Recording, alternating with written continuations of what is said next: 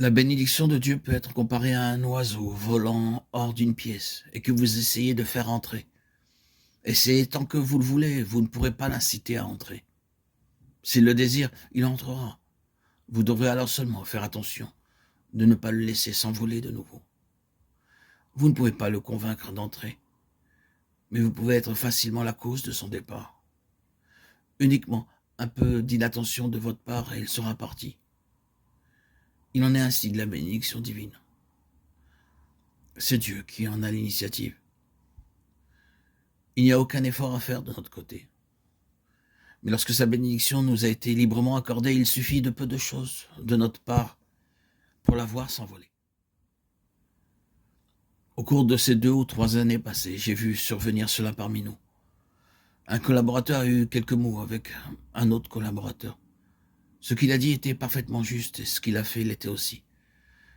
Mais je sentais au-dedans de moi, frère, tu as certainement raison, mais ceux qui servent le Seigneur sont-ils absolument gouvernés par ce qui est bien? Est-ce bien ou le mal qui doit déterminer notre service pour le Seigneur ou est-ce sa bénédiction? Ce que nous avons fait peut être éprouvé au tribunal du bien ou du mal. Mais qu'en sera-t-il si la bénédiction divine ne demeure pas sur ce que nous avons fait? La question que nous devons nous poser à l'égard de notre activité n'est pas suis-je dans le bien en faisant cela, mais est-ce que j'ai la bénédiction du Seigneur dans cette chose? Si nous ne voulons pas que sa bénédiction soit retenue, alors nous devons accepter qu'il retienne nos paroles et notre manière d'agir. Il est si facile de perdre la bénédiction de Dieu. Et en la perdant, pour vous, vous empêchez aussi vos collaborateurs de bénéficier de sa bénédiction. Oui, ce que vous avez fait peut être juste, mais il n'est nul besoin d'avoir fait quelque chose de mal pour perdre la faveur divine. La bénédiction de Dieu ne peut jamais reposer sur ce qui est mal, mais elle ne peut pas pour autant toujours demeurer sur ce qui est bien. Elle se trouve de manière constante là où les frères vivent en harmonie, mais jamais là où la discorde règne parmi eux.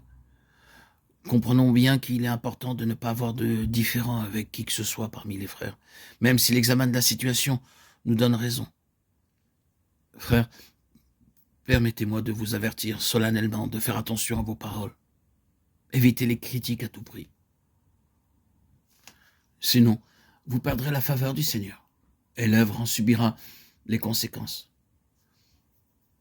L'œuvre divine n'est pas édifiée par la puissance de l'homme ou par les dons de l'homme.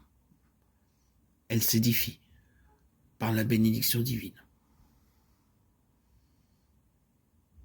Si nous perdons la bénédiction divine, nous perdons alors tout le reste.